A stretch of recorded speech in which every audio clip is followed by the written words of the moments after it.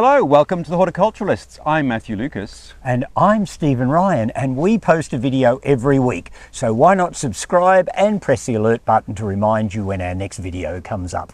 And this week, Stephen, we are in the most amazing of botanic gardens, Cranbourne Garden here in Melbourne, Victoria. That's right, it's in one of the eastern suburbs, and it is a wonderful botanic garden started in 2006. And what's its raison d'etre? What's its thing? What are we going to see today? Well, it's all about Australian native plants. Yes. We're going to see a range of different plants while we're here. We're also going to have a talk to John Arnott, who's the head of horticulture here. So we're going to get a sense of what the Cranbourne Botanic Gardens is all about. And it's interesting because it's all about natives, which are fashionable now at the moment in terms of planting for native wildlife and pollinators, but have also had a bit of a bad rap horticulturally in terms of use in the garden. And I think my first visit to this place was amazing because seeing how the plants have been used here, I just think it is really original and beautiful. It is, because in the first place, Australian native plants, everybody jumped on the bandwagon back in the 1960s.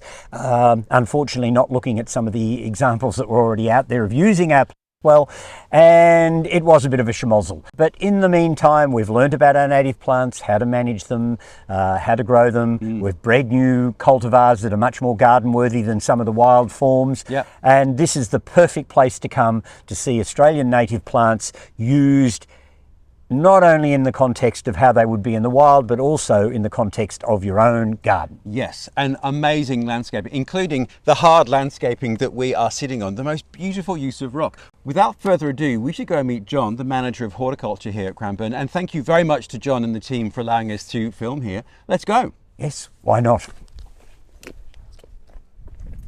John Arnott, Manager of Horticulture here at Cranbourne Gardens. Thank you very much for welcoming us in to this wonderful garden. Stephen knows it very well. I've been here once before. Radio. The thing that struck me about it was the design and using Australian native plants in a very different way. So could you maybe tell us and our viewers a couple of key thinkings behind the design concept of the garden? Absolutely. I'm pleased that it struck you that it was a different garden and presenting Australian plants in a very different way. Yeah.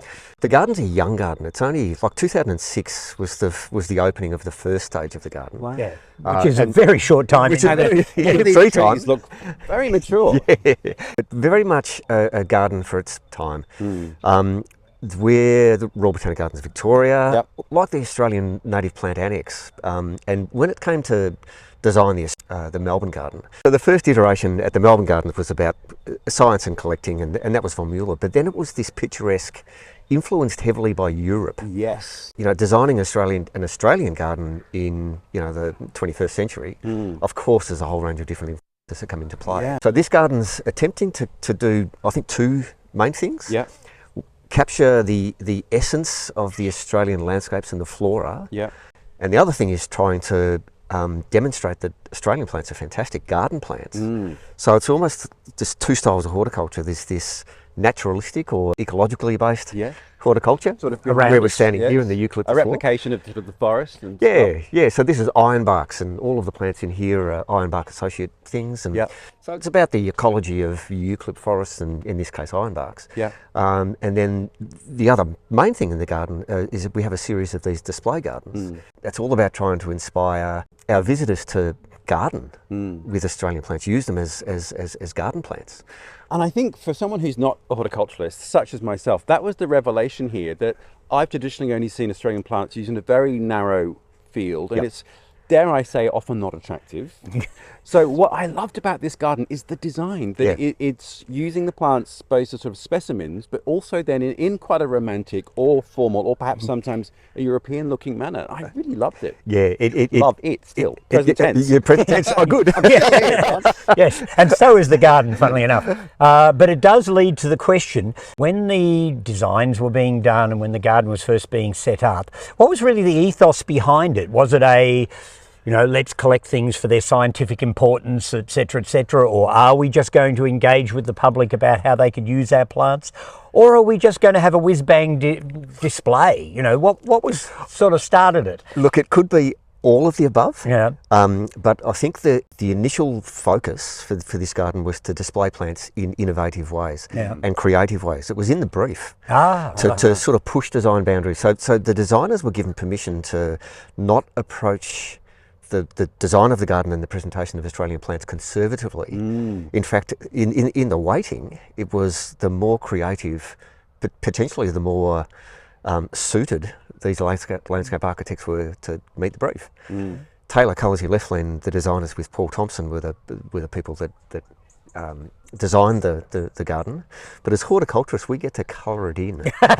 Yes, you get to use the paints. Yes. But that does sort of raise another potential interesting question. How will a garden like this stand up in, say, another 50 or 100 or 150 years? You know, will it need redesigning? Will it have lost some of its importance over a period of time? You know, how do you think that's going to work? Well, I think that's a great question. I think when you walk into the Australian garden, I'm imagining, because the gardens they're not static, they evolve. Very dynamic. Yeah, ever dynamic. But I'm imagining that in 100 years' time, you'll walk into the Australian garden and there will still be that essence of this is a garden that's trying to capture the nature of the flora in this kind of abstracted way. I'm imagining that there'll still be a red sand garden as that introductory sort of visual piece. It's interesting, isn't it? You walk into a botanic garden and the first thing you see is a lack of plants. This big red nothing almost. We'll show footage of that, and I have to say, and I hate to say No, that's this, okay. I don't love it. That's okay. That's And it's not meant to engage with everybody, apparently. So what was the thinking there about having that front and centre? You just alluded to it. The thinking was that people would walk into the garden and immediately, without having to read any sign, it's saying that this is a garden which is Australian. This is a garden which is trying to tell the story of a flora. It's implied in the landscape that this is about the arid inland of Australia. Yeah. And through landscape architecture and horticulture, where we go from that condition, which is null arbor. Yes. Very, Not very a tree. Yeah, not a tree. Very, very, All don't are Latin. very, very harsh, all the way through to, we've got a garden which is full of East Coast rainforest species and a garden of ancient Gondwana plants from high altitude and high rainfall. So it's everything in between. So I'm imagining that in the future that brief would still be there. Yeah. But gardens evolve, and indeed there's some areas like we're reconstructing because it hasn't worked. So Well, not everything's going to work that seems right on paper, does it? No. So I believe you've had to redo the sand area Twice. At least. Twice, was it? Twice. But it was the delivery on the vision that was the challenging bit, because you would think that this sand came from the back of Mount Isa or something like that. It came from a sand quarry in Skye about 6 kilometres away, and they hit this seam of orange sand. Wow. Because it's extraordinary. Yeah, it's incredible. Yeah, but it was put down without any stabilisation, and whenever we had dry conditions and a strong breeze, It just blew away. and you get these billowing red. Oh, goodness me. Very authentic, very immersive. climatic experience. And rather unpleasant by the sounds of it. So the first thing that we had to do was work out how to stabilise it, and that took some doing actually. In the end, what we did is we made an orangey gravel. We got terracotta roofing tiles at 2mm to 4mm size, no fines, and mixed that 50-50 with the sands. And what it did, it just sort of bound it up like a gravel. But it would still allow for drainage through. Yes, still porous. Yeah, so I mean we didn't expect to have to do that. No. And the second thing that happened is that the plants failed. It was Rhagodia spinescens. Now, Rhagodia spinescens is arguably one of the easiest Australian native plants to cultivate. And here we are in the Cranbourne garden. Exemplar horticulturalists. Having a failure. With one of the easiest plants on planet Earth to grow. Good. And that was all about the sand. This is an old sand quarry. The history of the site's an old sand quarry. Right. And in the process of moving sand around, the sand was incredibly variable. And in the sand circles, it was like called a fatty sand. In fact, it was a clay, full of really, really, really fine particles. And it didn't drain, it was wet. Oh, and so the poor plants just couldn't cope, they drowned. Just drowned. So they ended up living in the mulch, had to dig out all the circles and do it again. So that's iteration 2. And I know you'll love this because you're a variegatorophile. Yes. Oh no. Yes. Yeah, well, Matthew's not. No, neither am I. Neither am I. had to select a plant which was going to have the right look and feel, height for the discs. And we looked at all these really interesting grey foliage native plants, and a couple we needed to get some samples of, and we went to a native plant nursery in the Dandenongs, and there was this plant in the garden bed that just jumped out at the staff. And it was a thing called Westringia smoky, which is actually, when you have a good close look at it, actually variegated. It's actually a variegation, which gives it the well, total there you go. qualities. So, a case of the Manager of Horticulture of the Cranbourne Gardens endorses variegation as the centrepiece of, of the bloody That raises another question.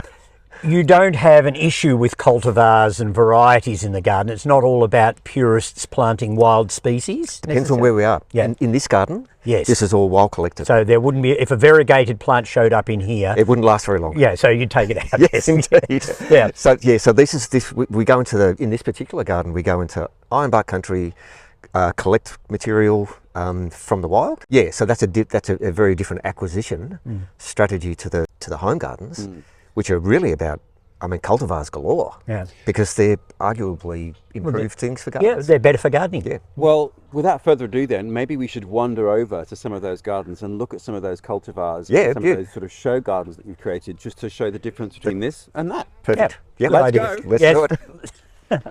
One of the things, Stephen, that I love about this garden is the unusual planting and use of things. And this row of cycads, I've never seen anything like it. It is, it's quite impressive. In the home garden, it'd be a rather expensive project because cycads are quite slow growing and therefore generally quite expensive to buy. These are a good size. Yes, they're all Macrozamias from central New South Wales. Yeah. They're very primitive and really interesting plants with a palm-like look without being even vaguely related. I guess to that point of them being expensive, I've only ever seen single cycads used as specimen plants, but to see a row of them, I don't know, it's so refreshing and it's so unusual. Well, let's go and look at something else that has caught our eye. All right, what a good idea. Another plant stopping me in my tracks, Stephen. What is this beauty? Well, this is Diplolaena grandiflora. It's commonly known as a wild rose, and it has absolutely no connection to roses. It's a Western Australian native shrub, and it ticks lots of boxes if you're in a climate where it will grow.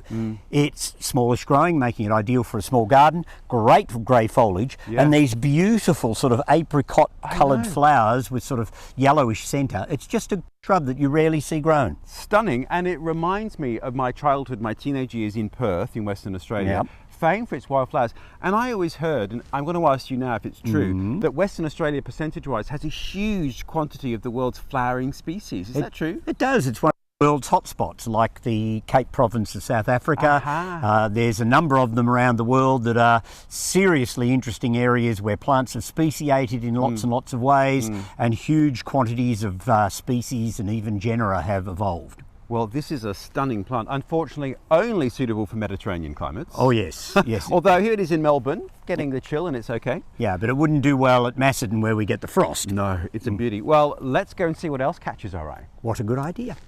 Well, John, we've moved into another part of the garden, and this is the part that would engage with domestic home gardeners, I take it. Absolutely, yep. So they're called display gardens. There were some iterations of Australian plant gardening, which probably did a disservice to Australian plants, to be honest. Yeah. That's my memory. So I came to Australia in 1981 when I was 13 from Britain, and my memory of Australian gardens and Australian planting is just that. The bush garden. Yeah, bush lots garden. of bush mulch, Yeah. some rocks and sleepers, and that was it. No real design. No real design, No. no. We were told that you don't need to prune, you don't need to water. I mean, And so we didn't. and you end up with Grevillea rosemariniifolias, these great big sticky things. There were some really dreadful things done, but when you think about it, in Europe and North America, they'd had quite a lot of a head start on us.